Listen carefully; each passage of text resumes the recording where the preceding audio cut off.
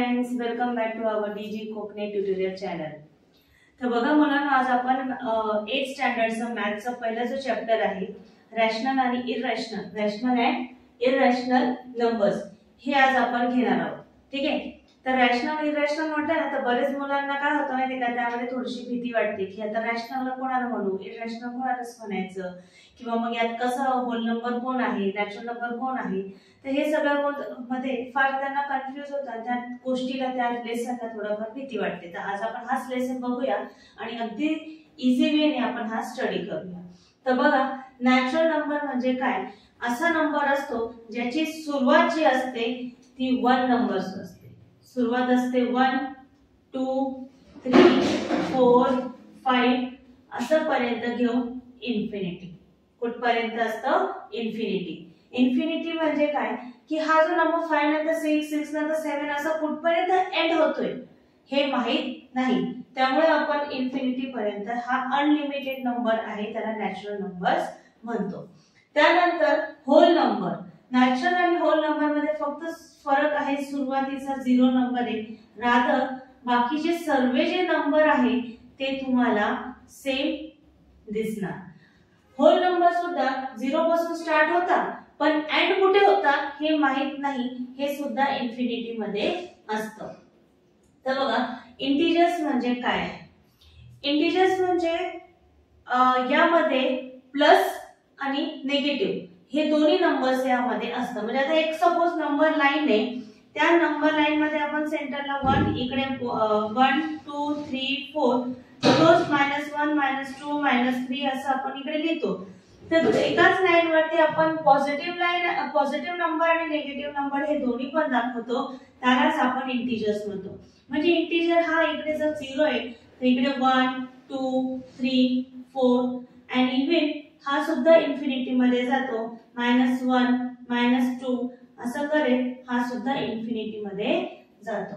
म्हणजे इंटिजर्सला जर बघितलं तर त्यामध्ये दोन्ही पण साइन्स असतात, दोन्ही नंबर्सला साइन्स असतात, ते इंटिजर्स मध्ये काउंट केले जातात.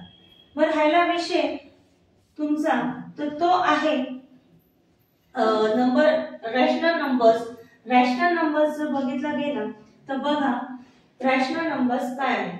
रॅशनल नंबर्स मध्ये पॉझिटिव्ह पण नंबर असतात, निगेटिव्ह पण नंबर्स असतात आणि रॅशनल नंबर्स असतात. m/n रेशो असतो. म्हणजे सपोज -2/3 0 1 -2 11/4 हे सगळे एक्झाम्पल्स आहे रॅशनल नंबरचे, ज्यामध्ये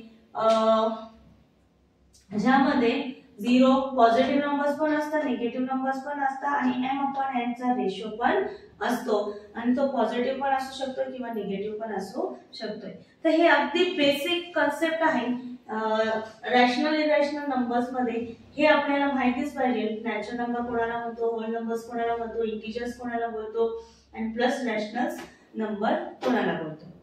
तर बघा, आपल्याला या लेसन मध्ये जी पहिली एक्सरसाइज आहे 1.1 प्रॅक्टिस सेट आहे, त्यामध्ये ना आपल्याला नंबर लाईन सांगितली ड्रॉ करायला. काय सांगितली आहे? नंबर लाईन स्टडी करायची, आपल्याला शो करायची. आता नंबर लाईन शो कशी करायची, तर एक पर्टिक्युलर स्केल घ्या. तुमच्याकडे स्केल आहे बरोबर, स्केल घ्या. खाली जे डिनॉमिनेटर आहे बघा, याचं जे डिनॉमिनेटर आहे किती आहे? 2. म्हणजे तुमची जी ही लाईन आहे, ह्या लाईन मध्ये 0 1 2 3 4 -1 -2 -3 -4. तर या 0 to 1 मध्ये बघा, या 0 to 1 मध्ये आपल्याला किती इक्वल पार्ट्स करायचे आहे? 2 इक्वल पार्ट्स करायचे.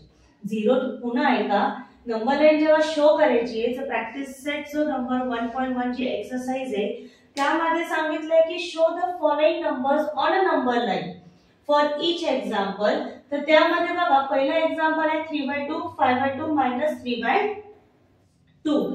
तर आता हा जो फर्स्ट एक्झाम्पल आहे यामध्ये बघा, ही जी दोन्ही आहे हे प्लस आहे आणि ही निगेटिव्ह आहे. म्हणजे निगेटिव्ह म्हटलं तर या साइडला जाईल, लेफ्ट हँड साइडला, आणि RHS कडे तुम्हाला काय दिसतंय? पॉझिटिव्ह। आता हे जे आहे नंबर्स दिलेले हे शो करायचे तुम्हाला नंबर लाईनला। तर सर्वात महत्वाचं जे तुमचं डिनॉमिनेटर आहे, सर्वात महत्वाचं तुमचं जे डिनॉमिनेटर आहे ते किती? 2। याचा अर्थ हा 2 आहे, तर याचा अर्थ 0 पासून 1 मध्ये तुम्हाला किती इक्वल पार्ट्स करायचे आहे? 2। 3 असतं 3, 4 असेल 4, म्हणजे या एका सेंटीमीटर मध्ये तुम्हाला जेवढे डिनॉमिनेटर दिलं गेलं आहे तेवढे तुम्हाला पार्ट्स करायचे। 2 सांगितलं तर 0 सोडून द्या। 1 2 3 4 5 6। आता मला सांगा 3/2 मला तिथं मला शो करायची, तर ती कशी केली जाईल? हे बघा 1/3 देन काउंट केलं जातं बघा 3/2 आहे, तर बघा 1 2 3 हा झाला 3/2 बरोबर। तर इथे एरो दाखवा आणि इथे शो केले 3/2। बघा पुन्हा बघा 0 to 1 मध्ये आपल्याला 3/2 करायचंय, मग त्यासाठी आपल्याला 1 2 3 नाही तसं जमलं तर बघा 1/2 2/2 3/2 4/2 5/2 6/2 7/2 आणि 8/2 आणि अशा पद्धतीने तुम्ही इथं काय करू शकताय, त्याला नंबर लाईनला नंबर शो करू शकताय। मग 2/2 कॅन्सल केला तर 1च राहील, हा 3/2 2 1 जा 2 2 जा 4 म्हणून ते 2 आलं। तर हे जे नंबर लाईन शो केले ना, तर फक्त जे नंबर सापडायला सांगितले तेच केले, तर मी इथे 3/2 शो केला, 3/2 काय केलं? शो केला। नेक्स्ट मला करायचंय 5/2 बघा 1/2 2/2 3/2 4/2 5/2। ही अगदी सोपी पद्धत आहे तुम्हाला करायला, यात काहीच डिफिकल्टी जाणार नाही। मी इथे शो केलंय 5/2 कसं करायचं, म्हणजे जे पॉझिटिव्ह नंबर आहे ते पॉझिटिव्ह कडे जाईल आणि निगेटिव्ह नंबर निगेटिव्ह कडे येईल। आणि सर्वात महत्त्वाची गोष्ट की 2 दिलंय तर 0 to 1 मध्ये मी 2 पार्ट्स केले, 1 to 2 मध्ये सुद्धा 2 पार्ट्स केले। आणि दुसरी गोष्ट 0 ला काउंट नाही करायचं, 0 नंतर काउंट करा। जसं हा 1 2 मग 3 4 5 6 7 8 अशा पद्धतीने करा। आणि नंबर लाईन देताना तुम्ही असं डायरेक्टली देऊ शकताय, किती आहे 2 2 आहे तर 1/2 2/2 3/2 4/2 5/2। तर प्रत्येक पॉइंटला नंबर लाईन तुम्ही दाखवा, जेणेकरून काय होईल की तुम्हाला ते शो करायला अजून इझी जाईल। आणि शो केल्यामुळे किंवा तुम्ही परफेक्शन केल्यामुळे तुम्हाला इथे जे नंबर्स दिले ते इझिली तुम्हाला अवेलेबल होऊन जातील आणि तुम्ही त्याला फाइंड करण्यात किंवा शो करण्यात किंवा शो केले जातील। त्यानंतर आहे -3/2। सिमिलरली जसं आपण RHS कडे तसंच आपण LHS करू। याला सोडून द्या 1 2 3 4 5 6 7 8। मी 8 इक्वल असे पार्ट्स केले, म्हणजे प्रत्येक 0 to -1 मध्ये 2 पार्ट्स झाले, -1 to 2 मध्ये 2 पार्ट्स झाले, तर प्रत्येकामध्ये 2 2 माझे इक्वल पार्ट्स झालेले आहेत डिनॉमिनेटर्स कडून। मग आता -3/2 आहे, तर हा बघा -1/2 -2/2 -3/2।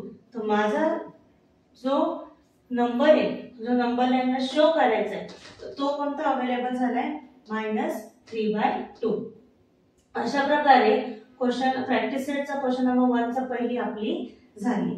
सिमिलरली आपण सेकंड बघूया, जेणेकरून अजून थोडं इझी जाईल तुम्हाला। आणि जी सेकंड आहे, हे करताना लाईन ड्रॉ करताना तुम्ही स्केल यूज करा विथ द प्रॉपर स्केल, ठीक आहे। आता इथे 5 चे इक्वल पार्ट्स आहे, याचा अर्थ डिनॉमिनेटर किती पार्ट्स आहे 5 आहे, म्हणजे 0 to 1 मध्ये किती पार्ट्स करायचे तुम्हाला 5 पार्ट्स शो करायचे, ठीक आहे। बघा खूप इझी आहे आणि खूप स्कोरिंग आहे, त्यामुळे या नंबर लाईन सारखं इझी तर मला कुठे वाटत नाहीये शो करायला। सो तुम्ही हाचे मार्क्स आहे हे स्कोर करा, गेन करा, ओके। आता बघा डिनॉमिनेटर 5 आहे, म्हणजे 0 to 1 मध्ये मला इक्वल पार्ट्स किती पाहिजे 5। सो बघा 1 2 3 4 5, पुन्हा 1 2 3 4 5 पुन्हा 1 2 3 4 5 अशा पद्धतीने तुमचं पुढे पुढे जाईल. सिमिलरली निगेटिव्ह साइडला करा. 1 2 3 4 5 1 2 3 4 5 1 2 3 4 5 अशा प्रकारे तुमचं निगेटिव्ह आणि पॉझिटिव्ह दोन्ही साइडने झाले. आता बघा हे 4/5 आणि 7/5 हे प्लस आहे तर आपण इकडे त्याला शो करून देऊ. ठीक आहे. तर सगळ्यात पहिले 4/5 बघा. आता इथे बघा 1/5 2/5 3/5 4/5 तर तुमचा 4/5 इथे शो होतोय 4/5. तसंच 7/5 बघा 4/5 6/5 7/5 तो इथे शो झाला. एक मिनिट. 4/5 5/5 6/5 इथे शो होतोय 7/5. तर आपले हे दोन्ही पण इथे शो केले आहे 4/5 आणि 7/5. सिमिलर आता -2/5 करायचे आपल्याला.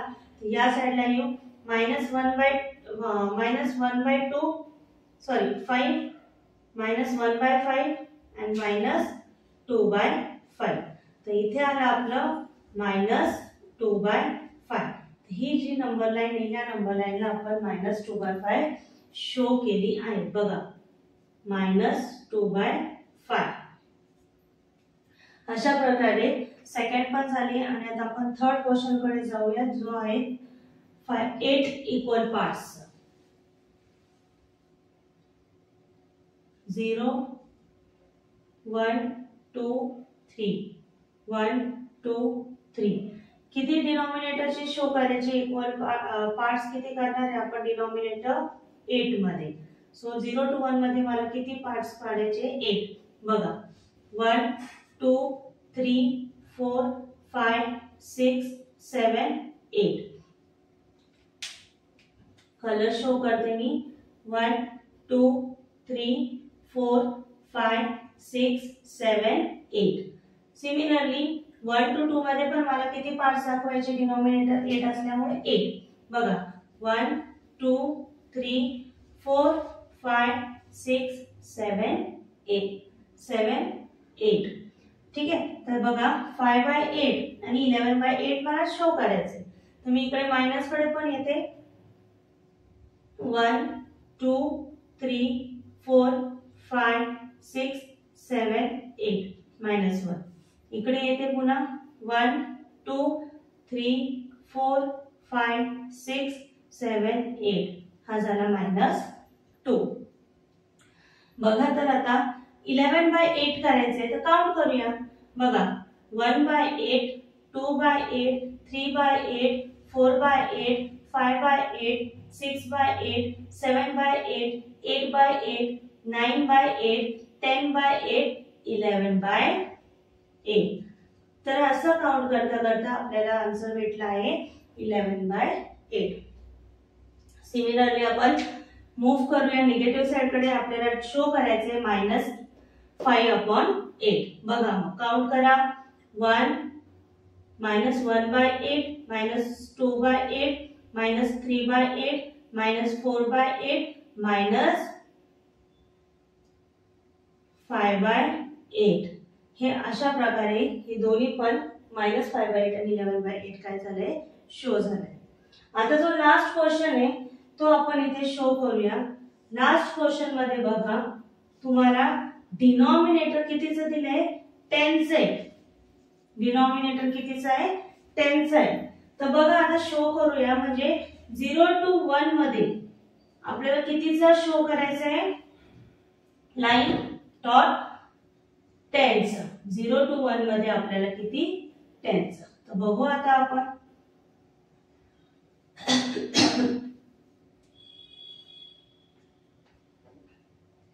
शो करूया. चला आता -17 आणि 13 आता 13 साठी आपण बघू. तर त्या पहिले बघा यांच्यामध्ये दोघांमध्ये डिनॉमिनेटर 10 येतं बघा 1 2 3 4 5 6 7 8 9 10.